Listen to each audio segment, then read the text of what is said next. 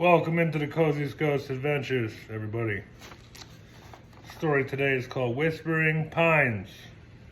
Haven't read it yet, so you get to hear it for the first time with me. Let's go. In a small town nestled between dense fog-shrouded forests, people spoke little of the creatures that roamed their woods. It was not out of disbelief, but out of fear.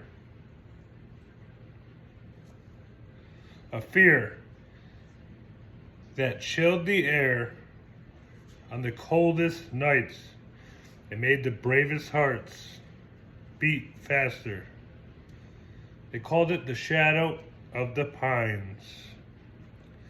It began 2 years ago when a group of hikers ventured into the forest for what was supposed to be an innocent weekend trip. They had heard the stories, but brushed them off as legends. The dense trees whispered in the wind. The ground was soft beneath their boots, but the group, led by a man named Thomas, ignored the growing sense of unease.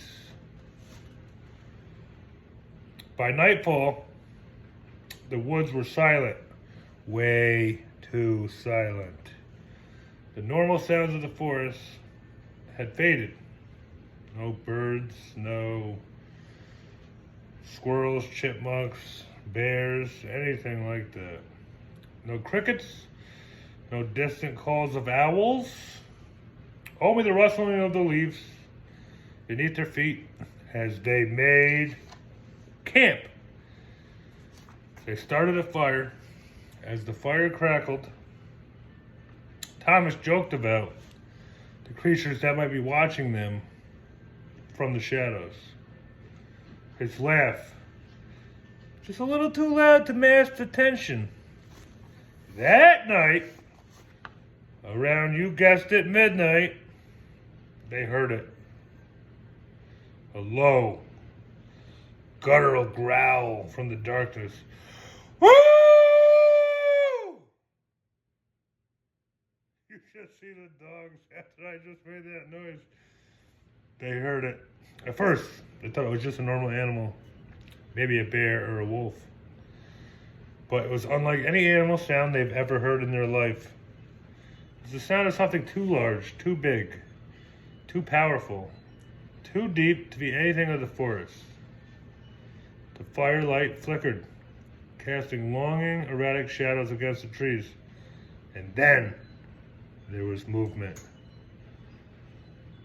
At first, just a flash in the corner of Thomas's eyes. Something tall and massive, darting behind a thick trunk of tree. His heart leapt into his throat. He stood up, his legs shaky as he grabbed his flashlight. "Who's out there?" said Thomas. He called, his voice breaking slightly. A thick trunk. His heart leapt into his throat. He stood, his legs shaky as he grabbed a flashlight. "Who's out there?" he called, his voice breaking slightly. No answer, but the air grew colder. Everything got still. Suddenly, the bushes behind them rustled violently. One of the hikers, a woman named Elise, screamed as something large and heavy charged through the underbrush. They turned to see nothing, but the feeling of being watched lingered. "Keep your eyes open," Thomas whispered, already scanning the darkness. They gathered their things very quickly. The wind now howling through the trees, but they were too damn late. Too damn late. From the corner of the clearing, something enormous stepped into the firelight. A figure covered in thick, matted fur, with glowing eyes that gleamed like molten gold.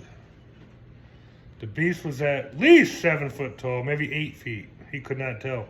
Hunched over with long arms that nearly scraped the ground. Its eyes never left him as it stood motionless. watching, keeping dead aim on the people around the fire.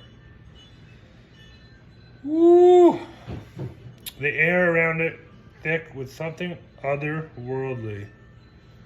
The creature let out a growl. I'm not going to do it again because I don't want to scare the doggies. Oh! Sorry, guys.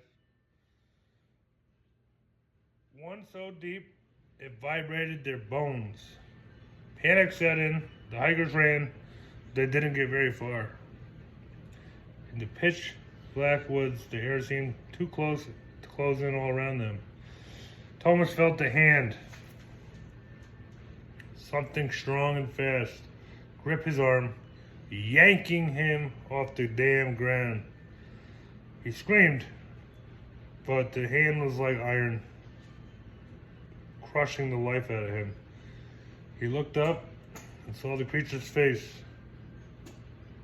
Its features twisted, a primal hatred etched deep into the brow. Before Thomas could scream again, the thing dragged him into the trees, and the others never saw him again. When morning came, the forest was still. Hikers who survived found no trace of Thomas, only the broken, trampled underbrush and the smell of wet earth and decay. They ran back to town, too afraid to speak of what they had witnessed. But Thomas's disappearance wasn't the last over the years. There was more stories. The end. Craziness, guys. Craziness. That's the story for today. See ya on the next one.